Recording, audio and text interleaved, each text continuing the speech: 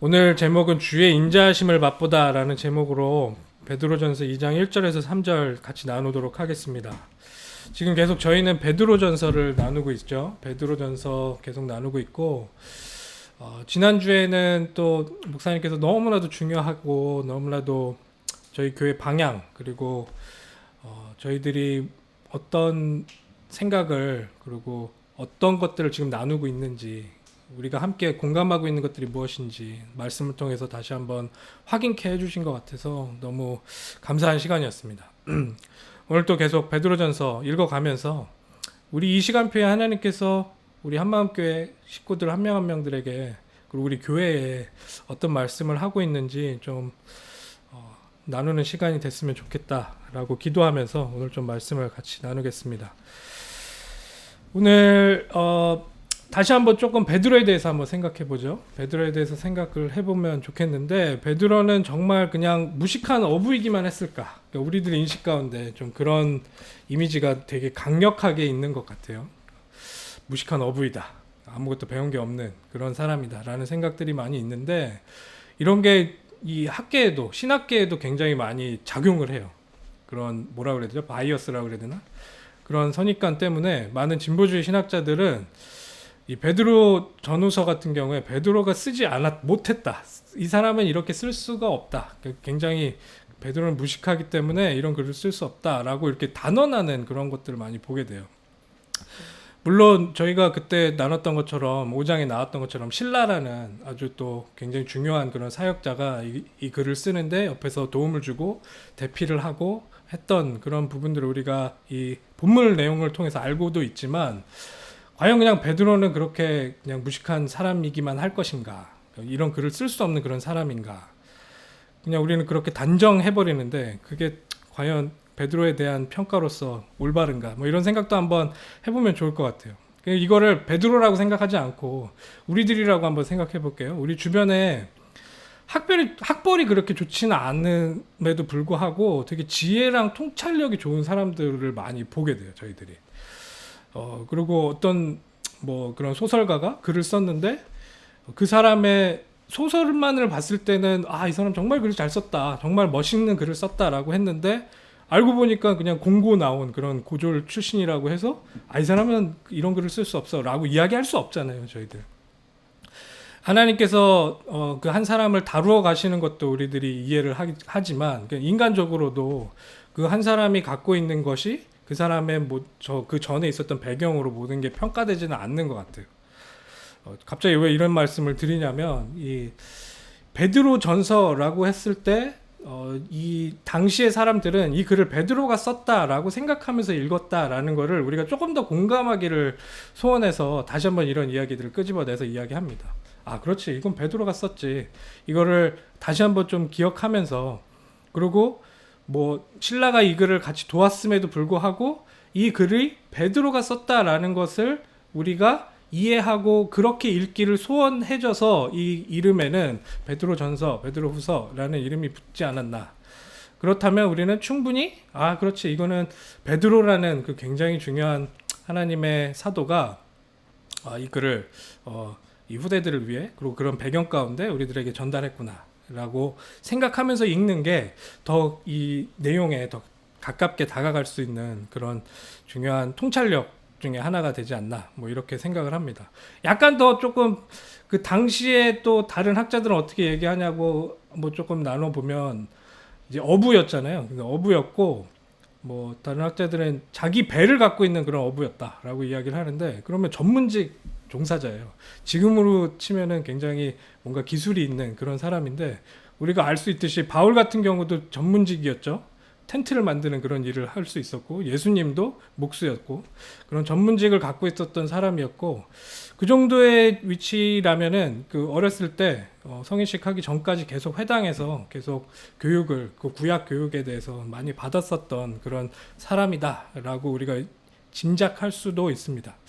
그래서 오늘 우리가 지금 읽고 있는 이 베드로 전서 안에서도 이제 이 바울이 아니죠. 베드로가 얼마나 이 구약을 또 잘 인용을 하고 그 구약을 봐왔었던 그 내용 가운데 예수님이라는 어마어마한 그 분의 그런 통찰력이 이분에게 어떻게 감화가 됐고 그 내부적으로도 그 개인 내부적으로도 하나님이 어떻게 역사를 하셨는지 우리들이 조금 이렇게 들여다볼 수 있는 그런 내용들이 분명히 있을 거라고 생각이 듭니다. 그래서 그렇지. 다시 한번 이 베드로 전서는 베드로가 썼지. 한번 좀 기억하시면서 우리가 좀 다가가면 좋을 것 같습니다. 이런 베드로는 본인의 내적인 변화를 경험하였고 그런 변화를 일으킨 성령님에 의해서 뭐 여러 가지 일들을 진행했던 걸 우리 사도행전 통해서 봤죠. 그런 하나님의 성령님의 능력들 그리고 이 말씀이 어떻게 살아서 움직이는지 뭐 당시에는 베드로 같은 경우에는 그 구약 말씀밖에는 갖고 있지 않았으니까 그 구약 말씀이 어떻게 살아서 이게 예수 그리스도를 설명해냈고 그 예수 그리스도가 이 구약 말씀을 통해서 살아 숨쉬는 그런 것들을 이 삶 가운데서 어떻게 체험했을까. 오늘 본문과 연결이 되기 때문에 계속 이런 말씀들을 좀 드리고 있습니다. 좀 그렇지 베드로가 그런 부분에 대해서도 굉장한 증인으로 서 있었지라는 것을 좀 그리면서 오늘 본문을 좀 들어가 보죠. 오늘 본문을 1절, 2절, 3절 저희가 읽었어요. 오늘은 거꾸로 한번 올라가 보겠습니다. 3절부터 제가 설명을 하면서 이 내용에 좀 더 깊이 있게 우리가 좀 묵상하면서 하나님께서 우리들에게 주시는 그런 중요한 통찰력들을 그리고 중요한 계시들이 우리들 안에 이해되는 시간이 됐으면 좋겠습니다. 먼저 3절 한번 보죠. 3절에 이제 너희가 주의 인자하심을 맛보았으면 그리하라 라고 이제 3절에 이제 그 내용이 나와지는데 그 내용 들어가기 전에 우리가 그런 잘 쓴 글들이나 뭐 이런 상황들을 잘 표현한 것들 보면 막 감각을 넘나드는 것들을 우리가 많이 보게 되죠. 그러니까 뭐 먹을 수 없는 건데 먹었다라고 표현을 하고 뭐 들을 수 없는 건데 들었다라고 표현하기도 하고 이제 뭐 그런 시적인 그런 표현들을 통해서 이걸 굉장히 입체적으로 우리가 다가갈 수 있도록 그런 문학적으로 그렇게 모든 것들을 표현하는 그런 것들이 많이 있는 것을 우리가 알고 있어요. 그러니까 오늘 이 베드로 같은 경우에도 주의 인자심에 대한 설명을 할 때 뭐라고 설명하냐면 그걸 맛보는 것으로 이야기를 합니다. 맛. 이 맛이라는 이제 미각기관을 통해서 그 혀를 통해서 느끼는 그런 감각을 그 주의 인자심을 경험하는 수단으로 이제 표현하고 있는 거예요. 이런 거는 조금 계속 읽으면서 저희가 묵상해 볼 수 있는 그런 거리가 되는 거죠. 이거를 진짜로 우리가 맛볼 수 있는 것으로 이렇게 표현을 했는데 주의 인자하심이라는 것을 우리가 뭐 맛볼 수 있는 것을 이렇게 표현을 했는데 진짜 나는 그것을 그렇게 맛보고 있는가? 이걸 정말 맛봤다면 이렇게 해라 라고 설명을 하고 있는데 나는 정말 이것을 매일매일 순간순간 맛보고 있는가? 뭐 이렇게 우리가 묵상해 볼 수 있는 거죠. 이 내용을 보면서 저는 이 맛본다 라고 표현한 걸 통해서 좀 이런 생각도 해봤어요. 굉장히 실제적인 감각으로 우리들한테 다가올 수 있도록 이렇게 설명을 해줬구나.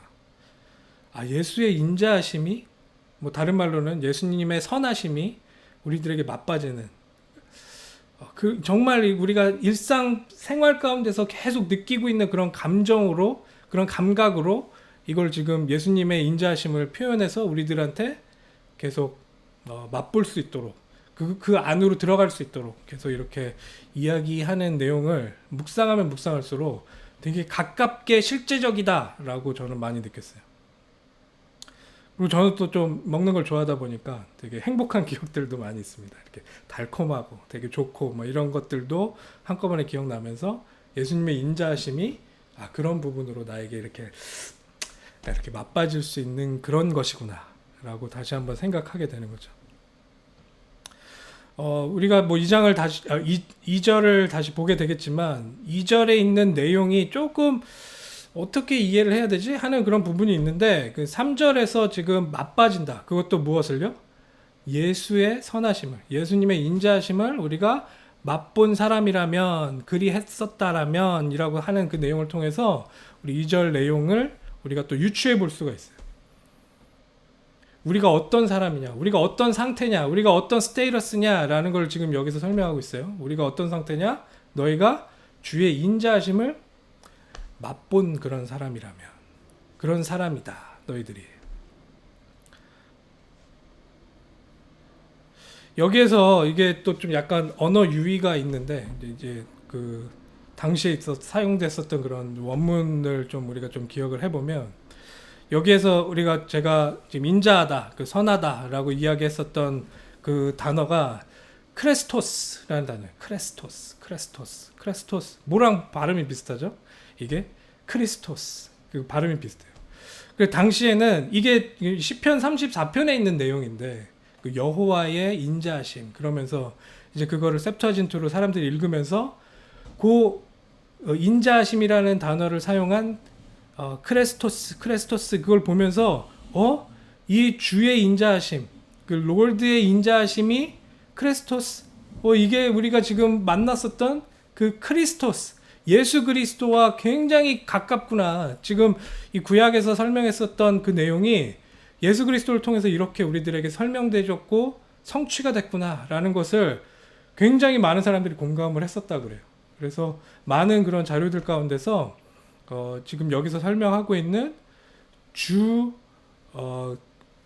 주의 인자하심, 그 주의 인자하심, 그게 롤드 크레스토스, 그러니까 그렇게 설명되는 것이 크레스토스를 일부러 그리스도라고 읽으면서 우리 주 그리스도, 주는 그리스도라는 것을 계속 이렇게 번갈아가면서 그렇게 고백하고 그렇게 읽었었던 그런 자료들이 많이 발견됐다 그래요. 그래서 지금 여기서도 언어 유희가 나오는 거죠. 주의 인자하심 그러면서 이 사람들한테 또 기억나게 하는 게 주 그리스도라는 것을 기억나게 하면서 그 주 그리스도를 우리가 맛본 자들 아니냐, 그 예수 그리스도의 주되심을 우리가 맛본 자들 아니냐라는 것이 또 이 안에 이제 포함되어 있는 그런 내용이다라는 것을 또 원어적으로 또 접근을 하자면 좀 알 수 있는 그런 내용이라는 거죠.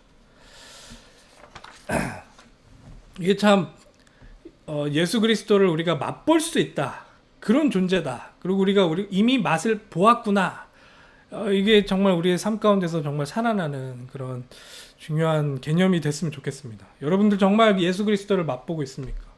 정말 그 주의 인자하심을, 주의 선하심을 매 순간 맛보고 있습니까? 아니요. 지금 상황은 너무 고통스러운데요? 아니요. 그 모든 상황 가운데서도 우리 주님은 선하심으로 지금 우리와 함께 하시고 계시다. 이거를 실제적인 감각기관으로 느끼는 것처럼 맛볼 수 있게 하나님께서 우리들에게 계속 지금 함께 하시고 우리들에게 계속 그것들을 풍겨내고 계시다라는 것을 우리들이 좀 기억했으면 좋겠습니다. 그 내용이 우리들 안에 탁 부딪혀서 그렇지, 내가 이걸 맛봐야 되겠다. 내가 그렇게 맛봤으면 좋겠다. 2절을 한번 넘어가 보죠. 갓난아기들 같이 순전하고 신령한 젖을 사모하라. 이는 그로 말미암아 너희를 구원에 이르도록 자라게 하려 함이라.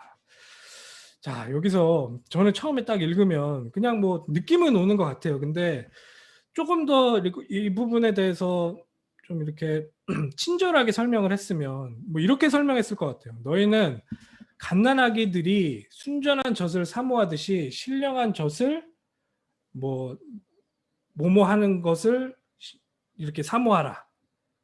그러니까 이게 지금 순전한 젖이라는 것, 순전하고 신령한 젖이라는 게 무엇인지 정확하게 설명이 안 돼 있으니까 여기서 조금 약간 헷갈리지 않을 수 있나, 헷갈릴 수 있지 않나, 좀 이런 생각을 하게 됐어요. 근데 저희가 아까 방금 읽었었던 3절을 통해서 그 맛본다, 뭘 맛봤죠 지금?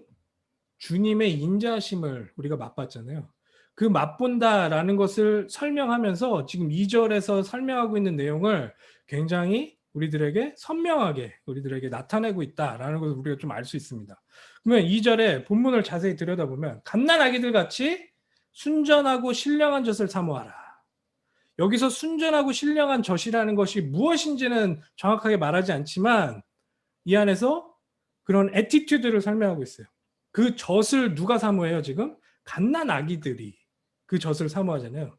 그 갓난아기들이 젖을 사모하는 것처럼 너희들도 순전하고 신령한 젖을 사모해라 라고 이야기하고 있어요. 그것을 사모해라. 근데 우리가 3절에 지금 읽었었던 것처럼 거기서 말하고 있는 그 젖은 아마도 예수님의 인자하심, 그리고 예수 그리스도, 그 그리스도를 정말 처음 맛본 사람들이 그것을 계속해서, 그러니까 우리 아기들이 모유를 한번 딱 맛보고서 그 모유를 계속해서 찾는 그 뭐 눈도 제대로 못 뜨면서 꼬물꼬물하면서 계속 그 엄마의 젖을 찾는 그런 마음가짐, 그리고 살기 위해서 그렇게 할 수밖에 없고 성장하기 위해서는 그렇게 할 수밖에 없는 그런 모습처럼 너희들도 계속 순전하고 그 신령한 젖을 사모해라 라고 이야기하고 있다는 거예요. 그 순전하고 신령한 젖이라는 것을 좀 이 앞에 나왔었던 1장에서 우리 뒷부분이랑 그리고 지금 읽었었던 그 3절 그런 내용들을 가지고 우리가 생각해 볼 수 있는 게 하나님이 그분의 자녀들에게 긍휼하심으로 주는 그런 생명으로 우리가 이해할 수가 있는 거죠. 갑자기 갓난아기가 나온 거예요. 그러니까 여기에서 갓난아기를 이 그림으로 사용했다라는 것 자체 안에서도 의도가 있지 않겠냐라는 거예요.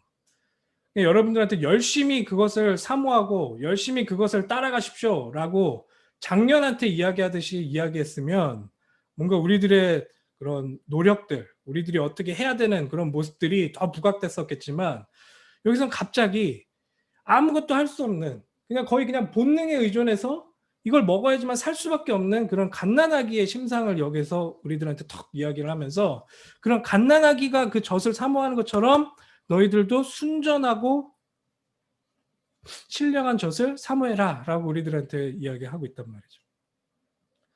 그로 말미암아 그렇게 우리가 사모하는 것으로 말미암아 그리고 그 젖을 공급받음으로 말미암아 너희가 구원에 이르도록 자라나게 하려 함이라. 여기에서 우리가 지금 라고 이야기하는 것에 한번 좀 묵상을 해보셨으면 좋겠어요. 뉴본한 그런 아기, 그 아기가 태어났죠 지금. 이 아기를 통해서 우리들에게 지금 이 그림을 전달하고 있어요. 이 아기가 어떤 것을 지금 사모하고 있냐, 젖을 사모하고 있는 그런 모습. 그 1장 말미에 나왔었던 내용들을 보면 거듭남이라는 것을 계속 강조했었죠. 거듭남이라는 것을 통해서 새롭게 태어난 그런 모습들.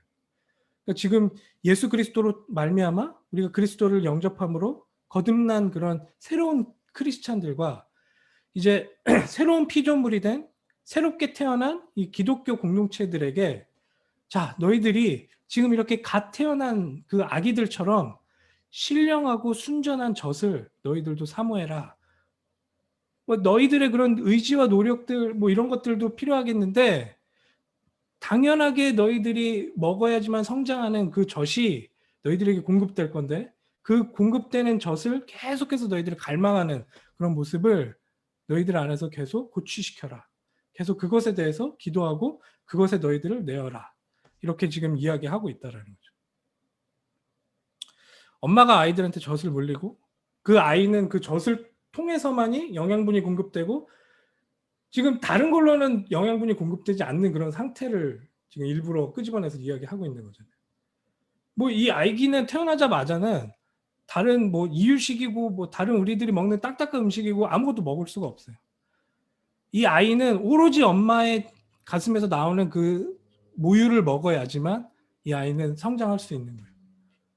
근데 그 젖을 사모하듯이 그 순전한 그 젖, 순전한 퓨어한 엄마의 젖을 사모하듯이 그 퓨어하고 신령한 그 젖인 예수 그리스도를 너희들도 사모해라. 그 생명을 사모해라. 그 사모함으로 인해서 너희들은 자라날 것이고 그것이 너희들 안에서 구원을 이루어가는 중요한 그리고 아주 핵심적이고 유일한 그런 영양분이 될 것이다. 뭐 지금 우리들을 통해서 계속 이야기하고 있는 내용들을 좀 깊이 있게 한번 좀 생각해 보셨으면 좋겠어요. 엄마의 젖을 맛본 아기들의 반응 어떤 것인지 그걸 본 사람들은 알거든요. 우리 지금 로아도 같이 예배를 하고 있는데 이 아이가 엄마 품에서 그 젖을 사모하는 그것처럼 예수님의 생명을 그 예수 그리스도의 인자하심을 하나님의 인자하심을 우리들이 정말 사모해야 됨을 여기서 또 다시 강조하고 있죠. 우리들에게 권면하고 있습니다. 이 생명의 신비, 다시 태어나는 이 생명의 신비 가운데 그 우리가 거듭난 그런 모습으로서의 신비함이 이제 잘 드러날 수 있도록 좀 잘 표현한 거 아닌가. 좀 이 안에서 이것들을 우리가 묵상했을 때 굉장한 그런 은혜들이 우리들 안에 새록새록 다시 살아나는 것들을 맛볼 수 있을 거라고 생각이 듭니다. 1절을 보죠. 그러므로 모든 악독과 모든 기만과 외식과 시기와 모든 비방하는 말을 버려버려라. 그걸 버려버려라. 그러니까 여기에서 이제 그러므로라고 시작을 합니다. 그러므로라고 시작을 하는데 제가 일부러 3절부터 읽었잖아요. 3절 읽었고 2절 읽었고 1절을 읽고 있는데 지금 2절 3절에서는 지금 여기서 말하고 있는 이 결론부를 더 강조하면서 어떤 상태이기 때문에 이렇게 해야 되는구나라는 것을 지금 설명했다고 했어요. 그리고 지금 여기에서 또 1절에서 이야기하는 그러므로라고 시작할 때는 우리가 지난주에 읽었었던 1장 말미에 있는 부분의 결론으로서 이 내용이 우리들한테 다가온다는 것이죠. 1장에서 말미에서 우리 지난주에 목사님께서 설명해 주신 대로 우리가 거듭났고 그 안에서 정말 이 모든 우리들의 삶은 다 없어지는 것일지 모르겠지만 하나님의 말씀 결국에는 그 예수 그리스도를 지표하고 예수 그리스도를 가리키고 있는 그 하나님의 말씀만이 살아서 숨쉬고 있고 그게 우리들에게 전달됐고 그러니까 지금 그것을 우리가 사모하는 그런 모든 모습을 통해서 우리는 이런 모든 것 우리 지금 1절에서 설명하고 있는 것들을 다 내어버릴 수 있는 그런 우리들의 스테이러스가 되는 것을 지금 말하고 있다. 그렇게 이해할 수가 있습니다. 1장 말미에서 나온 이야기의 결론부로 1절이 설명되고 2절, 3절은 그 1절의 그 내용들을 더 강조하면서 이런 상태이기 때문에 우리가 그런 모습으로 나아갈 수 있구나 라는 것을 우리들에게 이야기하고 있다라고 이해를 하면 좋을 것 같아요. 다시 한번 1절을 읽어보죠. 그러므로 모든 악독과 모든 기만과 외식과 시기와 모든 비방하는 말을 버려버려라. 여기서 또 원어적으로는 벗어버려라 라고 이야기를 하는데 악독이라는 거 특정한 사람 또는 사회 전체에 대한 불만으로부터 길러져 나오는 악감정을 요약하죠. 기만, 남을 속이는 그런 모습들, 그 외식, 겉만 보기 좋게 꾸며내는 그런 모습들, 완전히 다른 모습, 가면을 쓴 모습, 그리고 시기, 남이 잘 되는 것을 셈하면서 미워하는 그런 모습들, 비방하는 말, 남을 비웃고 헐뜯어서 그 사람을 막 낮추는 그런 말들, 이런 것들을 버려버려라, rid off, 그리고 완전히 벗어버려라 이렇게 이야기하고 있다라는 거예요. 그걸 벗어버려야 되는 사람은 누구냐? 정말 주님의 인자하심을 맛본 사람들, 정말 그 예수 그리스도라는 우리들의 인생에 가장 큰 변화를 일으키신 그분을 맛봤고 그분을 체험한 그 사람들, 그 사랑의 근원 되시는 하나님께서 보내신 사랑의 결정체이신 예수 그리스도의 십자가와 부활을 그 맛본 그 사람들은 지금 여기에서 설명하고 있는 이런 모든 악한 것들 가운데서 빠져나올 수 있다라는 것을 설명하고 있는 거예요. 우리가 영원히 구원을 받습니다. 예수 그리스도를 영접함으로 우리가 하나님 앞에 용납되고 거룩한 자로서 우리가 구원을 받습니다. 그 구원 받았다라는 그런 영적인 사실 안에서 지금 모든 게 다 끝나지가 않아요. 이 본문은 계속해서 우리가 이제 그런 상태임을 기억하고 그 상태의 사람들이 나타내야 되는 그런 지표들을 그런 우리들의 행위 가운데서 나타나는 것들을 우리들한테 계속 제시하고 있어요. 성경은 우리들로 하여금 그 부분이 어떤 모습인지를 굉장히 구체적으로 설명하고 이야기하고 있단 말이죠. 나는 그냥 구원받았으니까 끝났지. 네, 물론 맞습니다. 근데 정말 그 구원에 대해서 이해가 됐다면, 정말 그 구원의 감격과 감사가 그 어린아이가 그 젖을 찾아 헤매듯이 그 갈망함이 계속 내 삶 가운데서 맛빠지고 계속 체험이 된 사람이라면 어떻게 우리가 변화되어지는지 성경은 너무 클리어하게 우리들한테 설명하고 있다란 말이에요. 순서에 대해서 잘 기억하세요. 이렇게 모든 것들을 버려냈기 때문에 구원을 받은 게 아니고 구원을 받았기 때문에 우리는 이런 모습으로 점점 변화돼 간단 말이죠. 그리고 그 변화를 누가 만들어가냐? 우리 예수 그리스도께서 그렇게 우리를 변화시켜가고 성령님께서 우리를 그렇게 변화시켜가고 하나님의 완전하신 계획 가운데 우리를 그렇게 변화시켜 나가고 있다라는 것을 성경은 우리들한테 이야기하고 있단 말이죠. 여러분들 정말 그리스도 때문에 변화 받았습니까? 이 말씀을 사모하는 여러분들의 그 모습이 어떤 형태로 열매를 맺고 있습니까? 더 기도를 많이 하십니까? 아니면 더 말씀을 막 더 찾고 말씀에 더 이렇게 귀 기울이고 있습니까? 네. 그렇게 될 수 있어요. 근데 거기서 끝나지가 않아요. 지금 성경의 말씀. 정말 그것을 맛봐서 하나님의 말씀을 더 사모하고 그걸 막 갈망하는 그 사람은 그 말씀이 내 안에 들어차면 들어찰수록 이런 모든 악독한 것들을 내 안에서 끄집어내고 다 버려버리는 그런 상태까지 가도록 우리의 말씀은 우리를 계속 밀어붙이고 있단 말이죠. 이 베드로 전서를 계속 읽어가면 좀 더 구체적으로 우리들의 삶 가운데 나타나야 될 그런 표지들을 계속해서 설명해 나갈 겁니다. 이 지금 계속 맛보기로 이런 이야기들이 나오고 있는데, 그러니까 이거를 잘 이해하셔야 돼요. 아, 그렇지. 이거를 내가 이렇게 살아야 되는데 하면서 이거를 부담으로 갖는 그런 부분이 커지는 것보다도 아, 정말 내가 상태가 이것이지. 그렇지. 나는 이것이지. 나는 정말 예수 그리스도로 말미암아 내가 거룩해졌지라는 것을 누려내면서 그 누림 가운데서 나와지는 우리들의 삶의 열매들을 내가 체험해가고 맛봐가는 그런 우리들의 삶의 신앙 생활이 이제 드러나는 그런 방향으로 우리들이 계속 나아가야 된단 말이죠.